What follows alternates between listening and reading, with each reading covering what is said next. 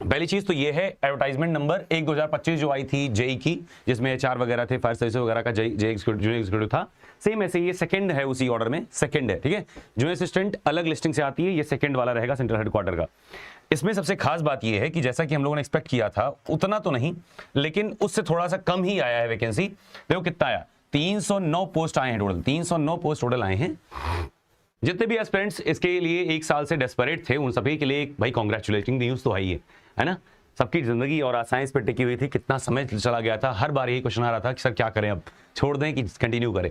देखो ओपन की 125, ईडब्ल्यूएस की देखो 30 है, ओबीसी की 72, एससी की 55, एसटी की 27, ठीक है।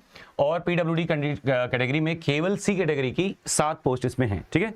इसमें देखो एजुकेशनल क्वालिफिकेशन देख लेते हैं, कुछ बदलाव हुआ है कि नहीं। सबसे मेन चीज तो यही है, हर बार बदलाव होता रहता है, इस बार संभावना भी थी कुछ अपडेट करेंगे, तो देख लेते हैं क्या अपडेट है। सबसे पहली बात तो ये है, फुल टाइम की आपकी बैचलर डिग्री होनी चाहिए, किसमें, बीएससी में, जिसमें फिजिक्स या मैथमेटिक्स हो, ठीक है। फिजिक्स और मैथमेटिक्स एंड है या नहीं, एंड मैथमेटिक्स के साथ। नेक्स्ट क्या है, full time regular bachelor degree in engineering, BTech आपने किया हो या बीई आपने किया हो, किसी भी डिसिप्लिन से किया हो, लेकिन फिजिक्स और मैथमेटिक्स किसी भी एक सेमेस्टर के करिकुलम के एक सेमेस्टर में होना ही चाहिए। एज यूजुअल जैसे पहले था सेम वैसे ही। ध्यान रखें, अभी से एकदम कमर कस के तैयार हो जाएं, 2.5 महीने। पिछली बार देखो वैकेंसी कब आई थी, 14 अक्टूबर को। कब आई थी, 14 अक्टूबर को आई थी। मैं इसको डार्क मोड कर ले रहा हूं ताकि आपको विजिबिलिटी अच्छी मिल जाए। पिछली बार वैकेंसी आई थी 14 अक्टूबर को और एग्जाम होना था 14 दिसंबर को, ठीक है। पर थोड़ा सा टल गया था कुछ कारणों से और ये हो गया था 27 दिसंबर को। 14 से 16 के बीच में एग्जाम होना था, तो अक्टूबर से नवंबर, नवंबर से दिसंबर, that means total of 2 months are there, है ना। यानी 2 से तो एक्स्ट्रा मिलेंगे ही, मतलब 2 से 2.5 महीने के बीच में आपका एग्जाम होगा नहीं है। और एक चीज का यकीन मानिए, हमारे पास हमारी बात होगा कि लास्ट टाइम पे अपने से क्लेम करने वाले बच्चों ने करीब 300-350 से ज्यादा हैं, ठीक है। तो किसी के मिस्टेक्स में मत पड़िएगा। लाख रुपए से ऊपर की वैकेंसी है तो 2, 4, 10 रुपए, 1000 रुपए, 500 रुपए बचाने के चक्कर में कॉम्प्रोमाइज मत करिएगा। वैकेंसी देख रहे हो 1.5 साल बाद आ रही है, तो कहीं भी कोई भी लूज गेम मत खेलिएगा ना। तो अपने पास जो भी बच्चे क्वालिफाई करते हैं उनका सर्टिफिकेट एक हम लोग बना के देते हैं, एक ट्रॉफी होती है और सारा कुछ किट विट होता है, और मिठाई का डब्बा तो बच्चे खुद लेके आते हैं। ये देखिए आपका ट्रॉफी है। और जिस दिन हम लोग का गेट टुगेदर हुआ था 29 दिसंबर को, उस दिन भी काफी लोग बच्चे आए थे यहाँ पे, तो उन लोग की भी ट्रॉफीज वगैरह थी। कुछ लोग की नहीं जा पाई हैं, वो हाल ही में चली जाएंगी, ठीक है। सर मैं आपकी बुक को भी पढ़ कर क्या उससे हो जाएगा, पढ़ने की जरूरत नहीं है। नहीं भाई, बुक जो है वो प्रीवियस ईयर क्वेश्चंस है। अब केवल प्रीवियस ईयर क्वेश्चन से मैं दावा थोड़ी नहीं कर पाऊंगा कि हो ही जाएगा, बट ये है कि सिस्टमेटिक वे में है, तो आप कहो बहुत सारी चीजें जजमेंट आपको ले पाओगे। यानी स्टार्ट करने से पहले आपको previous year question chapter wise तो एक आइडिया लगना ही चाहिए, है ना, इसलिए वो है। तो कुल मिला के आप यही मान के चलेगा 2 महीना, क्या मान के चलेंगे आप, 2 मंथ। हताश मत होइएगा। हर साल आप देखोगे लास्ट के 10 दिन या 15 दिन हम लोग बूस्टर सेशन चलाते हैं यूट्यूब पे, और उससे 2 दिन पहले ही, यानी 14-15 दिन पहले ही हम लोग क्या करते हैं, पूरा बैच खत्म कर चुके होते हैं, हर बच्चा एकदम टेंशन फ्री हो चुका होता है ना। तो इसलिए एकदम निश्चिंत रहिएगा, पूरा चीज एकदम एक चीज कवर हो जाएगी और बहुत मतलब कंसाइज वे में। फायर सर्विस देख रहे हो ना, 14 दिन बचा है, लेकिन हम लोगों ने कितने तरीके से खत्म कर रहे हैं उसको, कैसे खत्म हो रहा है, क्योंकि उसमें हर कंटेंट जो जरूरी है उतना ही है, एक्स्ट्रा हमको सिलेबस में नहीं जाना है, ठीक है। जितना आता है उतने में रहना है। नहीं क्लियर है, अभी हम आपको बता देंगे तो उसका कि पीडब्ल्यूडी में सारे कैटेगरी का क्या क्या मतलब है। मिनिमम प्रोफिशिएंसी होनी चाहिए स्पोकन और रिटन इंग्लिश में, आपकी वोकैबुलरी अच्छी हो लिखने में और बोलने में इंग्लिश अच्छी हो। अगर नहीं है तो परेशान मत होइएगा, टाइम मिलता है, 6-7 महीने लग जाते हैं। जब आपका डीवी आता है, जिस दिन से नोटिफिकेशन आया है, तो 6 महीने में बहुत आराम से आप इंप्रूव कर ले जाएंगे, थोड़ा करके, उसको लेकर अभी टेंशन मत लीजिएगा। और दूसरा देखिए, 10+2 स्टैंडर्ड में the candidate shall have passed English as one of the subjects in 10 और 12, 10वीं या 12वीं में एक सब्जेक्ट एज एन इंग्लिश आपके होना ही चाहिए, ये तो था। अब आगे देखिए, डिग्री शुड भी देखो फ्रॉम रिकॉग्नाइज्ड परसेंटाइल, देखो पास मार्क वाले भी एलिजिबल है, यानी कोई बच्चा कितने भी नंबर लाया हो, कितने ही परसेंट लाया हो, डजंट मैटर। तो लास्ट वाले एग्जाम से क्राइटेरिया जो 60% क्राइटेरिया था वो हटा दिया गया है। Right now if you have scored और just qualified the graduation exam, you are eligible. In graduation you should be having BSc और BTech you have to have physics and mathematics in any of your semester as per your curriculum, and if you are in BSc that means you should be studying the physics and math as well as mathematics। कुछ चीजों को लेकर दुविधा रहती है बच्चों में कि मेरा लेटरल एंट्री है तो क्या, तो भी हो जाता है अगर कहीं से भी मैथ से रिलेटेड या फिजिक्स से रिलेटेड कोई सब्जेक्ट कॉलेज वाले लिख के दे देते हैं।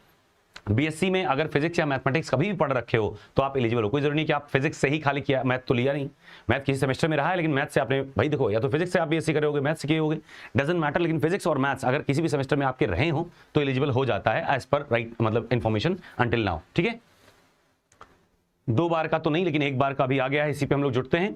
मैक्सिमम देखो 27 साल एज यूजुअल, और जो डेट कैलकुलेट करी जाएगी, सबसे ज्यादा रिलैक्सिंग बात यही है। देखो पहली चीज ये देखो, इसको हाईलाइट कर लो। कितने भी बच्चे हमारे पास में ऐसे हैं जो एज आउट कर गए और टेंशन में इसलिए कि भाई देखो जनवरी बीत गई, फरवरी में एलिजिबल नहीं रहा गया, है ना। तो ध्यान रखना ये 24 मई यानी 24 मई को आपकी एज जो है वो 27 यानी नोटिफिकेशन डेट एंड क्या हो रहा है 24 मई, तो 24 मई आपका एज कैलकुलेटिंग एरिया रहेगा। एज कैलकुलेशन का एरिया क्या रहेगा? सर ये बता दो, ऑप्टिक्स समझ में नहीं आया है। I have completed everything but please optics कर दो। सारे दोबारा से होंगे आदित्य जी, सारे कुछ, everything would be revised again. If you are in any of our batches and you have the validity, that means you would be already भी in newer batches. तो न्यू बैच में नहीं, न्यू बैच के सारे contents का access आपके batch में रहेगा। दैट मींस वो सारी चीजें जो दोबारा से होंगी वो सबका एक्सेस रहेगा, सारा रिवीजन हो जाएगा, डाउट्स वगैरह जितने भी आप कर चुके हैं। तो ओल्ड स्टूडेंट रहने का तो ये फायदा होता ही है, ठीक है। नंबर ऑफ वैकेंसीज बढ़ सकती है ना? नहीं, अभी तो इसमें चांस नहीं रहता है। एआई में ये चीज रहता है कि एक बार निकाल देते हैं तो अगली वैकेंसी होती है और डाउन होकर के नेक्स्ट वाई में आती है। फिलहाल में तो कम पद नहीं है, जितने मतलब सैंक्शन हुए थे उससे तो कम ही है, जितना हमको इन्फॉर्मेशन था उसके अकॉर्डिंग, ठीक है। अपर एज लिमिट देखो, ये चीज हमने आपको बताया था कि पीडब्ल्यूडी कैंडिडेट को 10 साल मिलता है और साथ साथ में देखो 5 साल SC/ST को, 3 साल ओबीसी नॉन क्रीमी लेयर को मिलता है।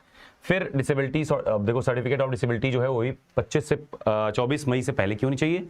अब देखो यहाँ एक्स सर्विसमैन और कमीशन्ड ऑफिसर या शॉर्ट सर्विस, उनको क्या करता है, जिन्होंने 5 साल भी दिया हो उनको भी थोड़ा बहुत कुछ रिलैक्सेशन है। और एक चीज यह है, अब ये वाला देखो डी वाला पार्ट, इसीलिए हम आपको कह रहे थे कि फायर सर्विसेज में जूनियर असिस्टेंट सर्विस के लिए आपको जान लगा देनी चाहिए अगर आपने भरा हो।